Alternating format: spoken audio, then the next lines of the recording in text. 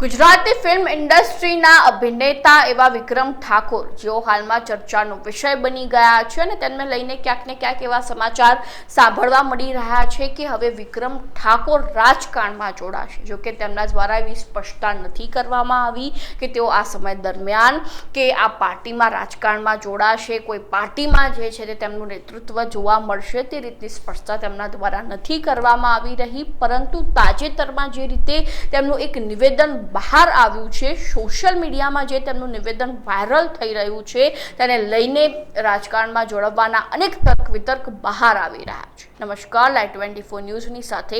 હું છું મેક્ષુ ઠક્કર। ગુજરાતમાં છેલ્લા ઘણા સમયથી ઘણી દુર્ઘટનાઓ ઘટી છે, તે પછી રાજકોટ ટીઆરપી અગ્નિકાંડ હોય કે સુરત તક્ષશિલા કાંડ હોય કે વડોદરામાં જે હરણીકાંડ હોય જેવી અનેક ઘટનાઓ બહાર આવી છે। પરંતુ આ ઘટનાઓને લઈને ક્યારે વિક્રમ ઠાકોર દ્વારા કોઈ જ નિવેદન નથી આપવામાં આવ્યું। પરંતુ જે રીતે તાજેતરમાં જે ડીસા બ્લાસ્ટની ઘટના બની, ડીસા અગ્નિકાંડ થયો, તેને લઈને જ હાલમાં વિક્રમ ઠાકોર દ્વારા એક નિવેદન આપવામાં આવ્યું કે જે પણ ઘટના ઘટી છે ડીસામાં તેને લઈને હું ખૂબ જ દુઃખ વ્યક્ત કરું। જ્યારે આ નિવેદનને લઈને એક બધાના મનમાં પ્રશ્ન ઉઠી રહ્યો છે, લોકોના મનમાં પ્રશ્ન ઉઠી રહ્યો છે કે અત્યારના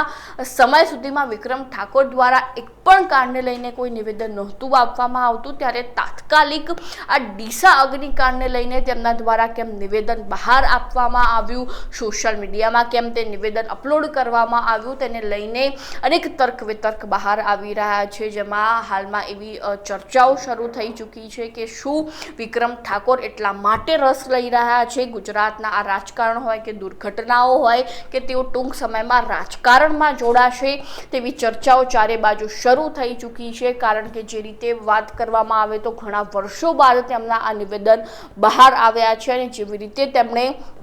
સરકારની સામે વિધાનસભામાં શુભેચ્છા મુલાકાત ને લઈને આમંત્રણ નહોતું મળ્યું, તે બદલ તેમના દ્વારા સરકારની સામે જે વિરોધ નોંધાવવામાં આવ્યો હતો, સંમેલન યોજવામાં આવ્યું હતું, પત્રકાર પરિષદ યોજવામાં આવી હતી, તેને લઈને હવે ક્યાંક ને ક્યાંક આ સમગ્ર ઘટનાઓ જે છે તે એકઠી થઈને એવું લાગી રહ્યું છે કે વિક્રમ ઠાકોર ક્યાંક શું ટૂંક સમયમાં રાજકારણમાં જોડાશે કે કેમ, તેવા અનેક તર્ક વિતર્ક બહાર આવી રહ્યા છે। તો પહેલા સાંભળી લઈએ કે વિક્રમ ઠાકોર શું કહી રહ્યા છે। કેક કાપી અને પછી સમાચાર મળ્યા, મેં ફોન ઓન કર્યો,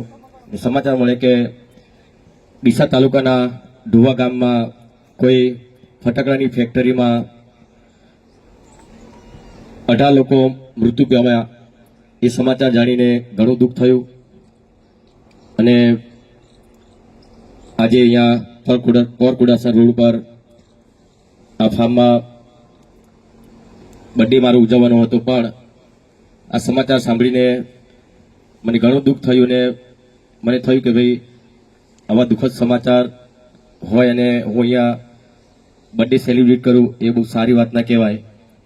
એટલા માટે તમે લોકો, તમારો પ્રેમ છે, તમે લોકો અહીંયા આવ્યા છો મને બર્થડે વિશ કરવા, પણ આપણે મારો બર્થડે આજે ઉજવવાનો નથી, તમે લોકો કેક લઈને આવ્યા છો, પણ આવા સમાચાર મળે એટલે હું બર્થડે ઉજવવાનું નથી અને જે લોકો મૃત્યુ પામ્યા છે એને ભગવાન એમની આત્માની શાંતિ આપે અને જે ઇજાગ્રસ્ત થયા છે એ જલ્દી સાજા થઈ જાય એવી ભગવાન માતાજીને પ્રાર્થના કરીએ। જે રીતે વાત કરવામાં આવે તો વિક્રમ ઠાકોર દ્વારા જણાવવામાં આવ્યું કે ડીસામાં જે અગ્નિકાંડ થયો છે તેને લઈને હું ખૂબ જ દુઃખ વ્યક્ત કરું છું અને આ નિવેદન સોશિયલ મીડિયામાં વાયરલ પણ થઈ રહ્યું છે અને આ નિવેદન બહાર આવતા જ લોકોના મનમાં પ્રશ્ન ઉઠી રહ્યો છે કે અત્યાર સુધી જે વ્યક્તિ દ્વારા કોઈ નિવેદન નહોતું આપવામાં આવ્યું, અચાનક આ નિવેદન કેમ બહાર આવ્યું, જ્યારે અહીંયા તેમને લઈને રાજકારણમાં જોડાવાની જે ચર્ચાઓ ચાલી રહી છે અને બીજી બાજુ જ્યારે આ નિવેદન બહાર આવ્યું છે ઘણા વર્ષો બાદ, એટલે આ બધી જ સ્થિતિને જોઈને એવું લાગી રહ્યું છે કે શું ટૂંક સમયમાં વિક્રમ ઠાકોર રાજકારણમાં જોડાશે કે કેમ। તો આ અંગે તમારું શું કહેવું છે ચોક્કસથી અમારા કોમેન્ટ બોક્સમાં જણાવજો અને હજુ સુધી તમે જો લાઈવ 24 ન્યૂઝને સબસ્ક્રાઈબ નથી કર્યું તો હાલ જ તેને સબસ્ક્રાઈબ કરી દેજો।